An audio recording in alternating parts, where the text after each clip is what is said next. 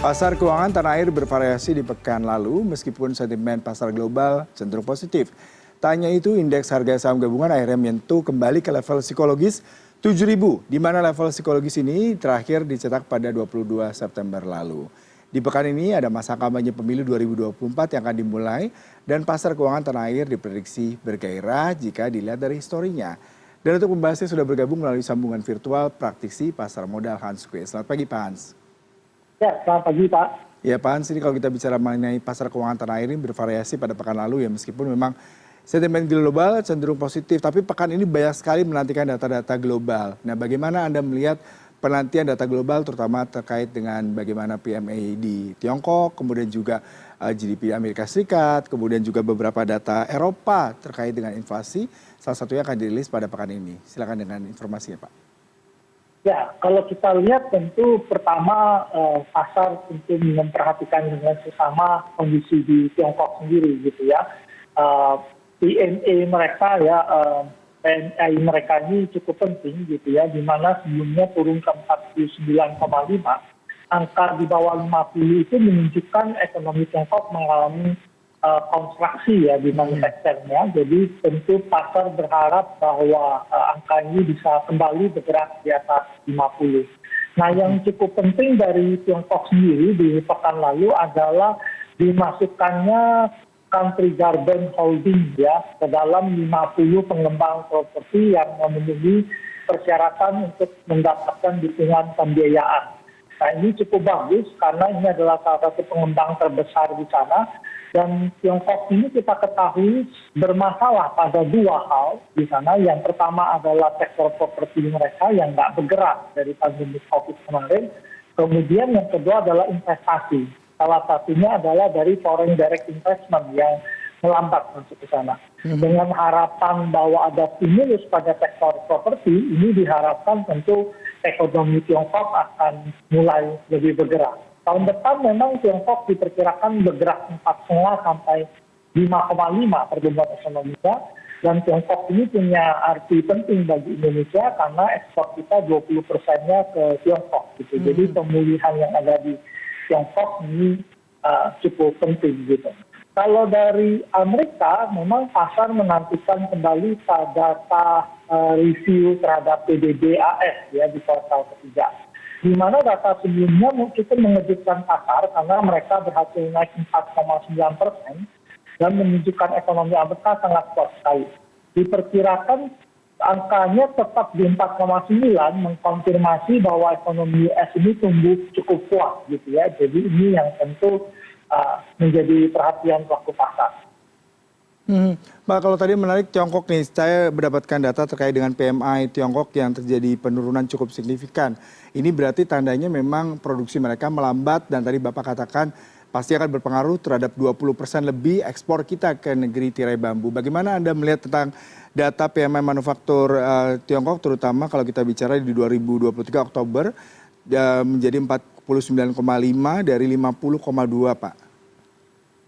Ya, memang sudah terlihat ekonomi Tiongkok ini ada masalah di sana, terutama karena mereka ini tadinya kan tumbuh growth tinggi itu karena ditopang oleh properti yang growth sangat baik sekali, kemudian investasi yang sangat besar di sana. Nah, investasi yang besar ini mereka produksinya itu lebih besar daripada yang dibutuhkan di dalam negeri Tiongkok. Sehingga sebagian barang ini dijual ke Eropa dan Amerika. Perlambatan yang terjadi di ekonomi Amerika dan Eropa menyebabkan penyerapannya menjadi rendah. Gitu. Jadi Tiongkok ini tidak bisa lepas dari kondisi global yang mengalami masalah sejak pandemi COVID-19. Nah, sekarang kalau kita lihat mereka berusaha nge-push properti mereka kembali. Tetapi masalahnya oversupply properti di Tiongkok sendiri. Nah, ini yang kita lihat menyebabkan data manufaktur mereka juga nggak bisa terlalu baik kondisinya. Karena memang kondisi ekonomi global nggak terlalu mendukung. Jadi Tiongkok ini lebih terpengaruh oleh kondisi global yang cenderung tidak terlalu baik mempengaruhi kondisi manufaktur mereka. Kita ke rupiah sedikit nih Pak. Kalau pekan lalu rupiah melemah 0,08%. Atau 12 poin di 15.565 per dolar. Dan rupiah sepertinya masih menunggu sikap dari The Fed sendiri terkait dengan suku bunga. Kemudian juga yang menarik tadi manufaktur Xianqi dari Tiongkok sendiri serta data inflasi di bulan November. Bagaimana pergerakan rupiah sepanjang pekan ini yang Bapak bisa prediksi, Pak? Ya, kalau kita lihat sebenarnya rupiah ini dari awal November udah cukup bagus ya. Kita tadinya udah hampir menjelang 16.000, kemudian mengalami penguatan yang sangat agresif ya, bahkan sampai 15.360-an gitu ya posisinya.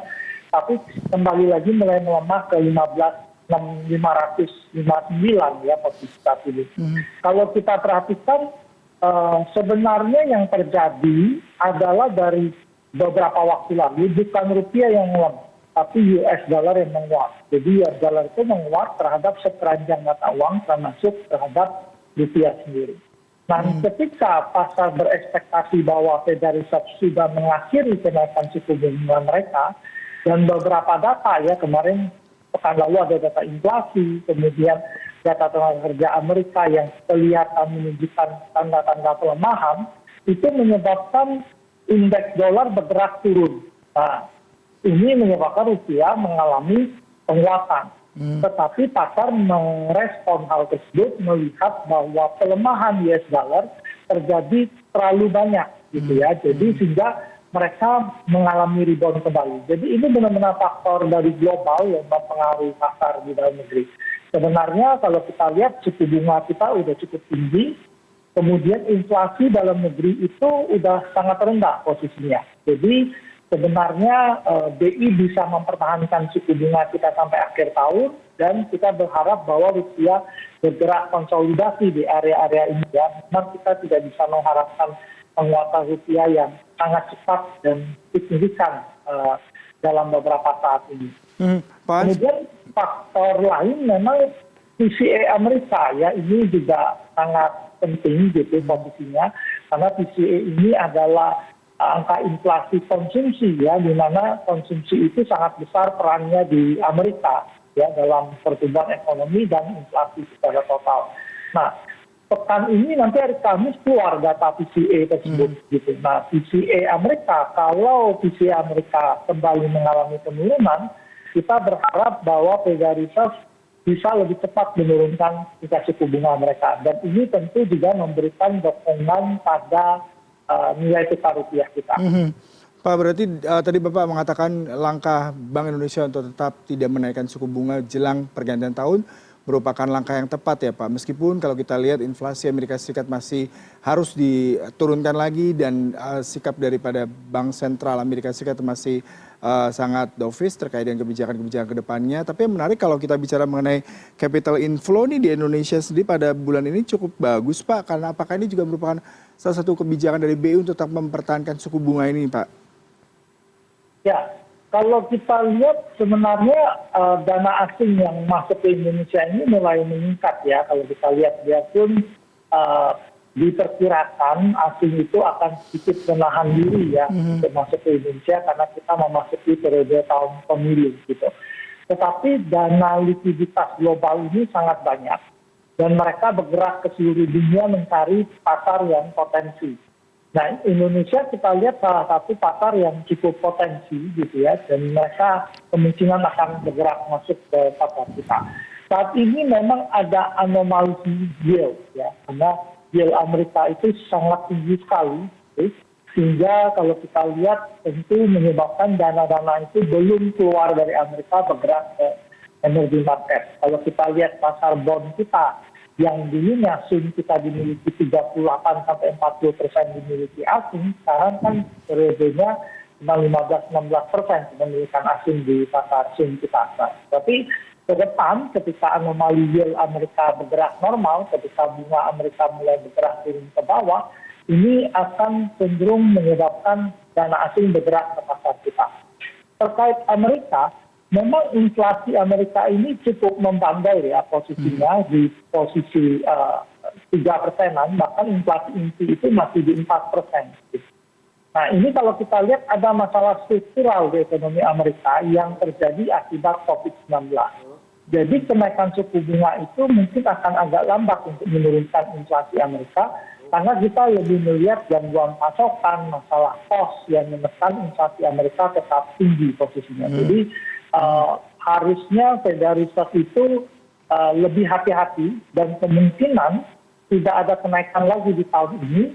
Dan tahun depan pasar udah berpikir bahwa Fed akan mulai menurunkan suku bunga mereka dari bulan Mei tahun depan. Oke. Nah ini kalau kita kembali ke dalam negeri, hari ini kick off Pak mengenai kampanye dan masa kampanye baru dimulai besok Selasa hingga 10 Februari 2023 mendatang. Nah bicara mengenai histori selalu bagus, bahkan kita beberapa kali berbincang mengenai hal ini juga. Salah satunya pada pekan lalu di hari Jumat kita lihat capital inflow kita 1,24 triliun, sepertinya kondisi politik tanah air masih cukup stabil dan tidak berpengaruh terhadap bagaimana investor melihat kondisi dalam negeri. Bagaimana Anda melihat dengan histori seperti ini, lalu perjalanan ke depannya selama kampanye hingga Desember mendatang, Pak? Ya, periode pemilu Indonesia dari tahun 99 sampai saat ini, kalau kita lihat selalu diwarnai dengan kenaikan indeks harga saham gabungan. Ya. 1 tahun sebelum pemilu, 1 tahun sesudah pemilu, itu cenderung indeks selalu bergerak positif. Gitu. Dan kalau kita lihat, pesta demokrasi ini sebenarnya menyebabkan konsumsi masyarakat yang meningkat ya, karena kalau kita tahu ada dana untuk pemilu, anggaran pemilu, kemudian dana kampanye ya dari setiap paslon ya, baik untuk pilpres ataupun DPR dan yang lain-lain itu cukup besar masuk ke masyarakat, sehingga konsumsi akan meningkat, sehingga saham-saham yang terkait dengan konsumsi biasanya akan mendapatkan sentimen yang lebih positif. Nah nanti tetapi memang setahun menjelang pemilu itu biasanya investasinya agak melambat. Karena tentu pengusaha akan sedikit hati-hati ya menanti calon pemimpin baru. Gitu. Apalagi posisi sekarang tidak terlalu jelas ya siapa yang akan memenangkan pemilihan presiden saat ini. Tetapi begitu ada pemenang, investasi akan masuk ke sektor-sektor yang menjadi unggulan dari setiap calon presiden tadi. Jadi ketika calon presiden itu berdebat, melakukan kampanye, tentu investor akan mencermati sektor apa yang lebih diuntungkan ketika calon pemimpin tersebut menang. Dan yang diperhatikan tentu yang dianggap punya potensi menang lebih besar. Gitu. Dan biasanya ini cenderung positif bagi pasar modal Indonesia. Nah ini sebentar lagi dalam pekan ini Badan Pusat Statistik akan merilis data inflasi November, Pak. Kalau kita bicara harga-harga melonjak semua komoditi, baik itu cabai, gula, beras, cukup signifikan peningkatan harganya. Apakah itu juga akan berpengaruh terhadap inflasi? Kalau kita lihat ini uang beredar di bulan lalu itu atau M2 mencapai 8 triliun 440 juta. Ini bagaimana Anda melihatnya, Pak? Karena memang sebenarnya M2-nya bagus, tapi juga tidak menutup kemungkinan kalau harganya melonjak, nah BI akan mengetatkan kembali nih kebijakan keuangannya, Pak. Ya, sebenarnya kalau kita lihat, tentu menjelang periode pemilu, pasti uang beredar pasti bergerak naik. Yeah. Biasanya kalau uang bergerak naik, dianggap likuiditas berlebih, harusnya ada tekanan inflasi ya, dari demand full inflation. Dari segi cost, kita lihat ada cabai yang naik, gula juga bergerak naik gitu. Jadi tentu kelihatan ada indikasi inflasi bergerak sedikit meningkat ya. Bulan kemarin juga mengalami peningkatan. Tapi sebenarnya inflasi Indonesia tahun ini year on year itu 2,56%. Dan ini posisi yang cukup rendah posisinya ya, dan termasuk sangat rendah sekali.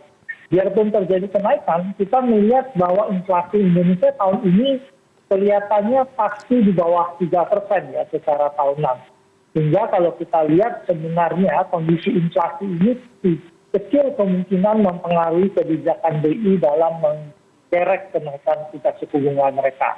Kalau kita lihat kenaikan Oktober yang di luar prediksi pasar, itu terjadi karena tekanan pada nilai tukar rupiah yang waktu itu udah menjelang 16.000.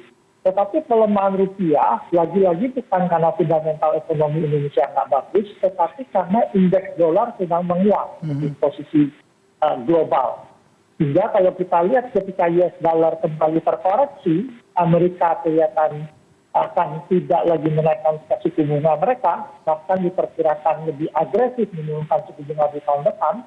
rupiah kita cenderung menguat, sehingga BI kalau kita perkirakan tidak akan lagi melakukan kenaikan tingkat suku bunga sampai dengan akhir tahun. Nah ini terakhir Pak, rekomendasi saham pada hari ini apa saja Pak? Ya, untuk rekomendasinya pertama indeksnya mungkin menguat terbatas, tapi terlihat kekhawatiran di pasar bahwa ada peluang pasar global akan mulai koreksi ya, sesudah kenaikan yang sangat agresif pada beberapa pekan sebelumnya ya di pasar Indonesia, Amerika dan Asia secara umum itu bergerak menguat cukup banyak ya pada dalam beberapa pekan terakhir. Indeks kita perkirakan hari ini akan menguat dengan support di 6962 sampai 6893. Resisten di 7.049 sampai 7.100. Saham yang kita rekomendasikan ada ATEX ya, kita rekomendasikan 760 sampai 820 beli, stop loss di bawah 740, target kita 860 sampai 890. Yang kedua INPP kita rekomendasikan beli 9.200 sampai 9.350, stop loss di bawah 9.000, target kita 9.700 sampai 10.200. Kemudian yang berikutnya LPPS kita rekomendasikan beli 1.645 sampai 1.735, cut loss di bawah 1.620, target kita 1.825 sampai 1.940. Kemudian Metro kita rekomendasikan beli 1.095 sampai 1.135, cut loss di bawah 1.070, target kita 1.180 sampai 1.240. Yang terakhir United Tractor kita rekomendasikan beli 22.200 sampai 22.650, cut loss di bawah 21.800, target kita 23.500 sampai 24.000. Baik Pak Hans, terima kasih untuk perbincangan pagi hari ini. Semoga momentum kampanye bisa dimaksimalkan oleh pelaku pasar untuk mendapatkan cuan, karena memang secara histori pemilu selalu memberikan pergerakan positif bagi ISG. Selamat pagi Pak, terima kasih untuk waktunya. Ya, selamat pagi, terima kasih.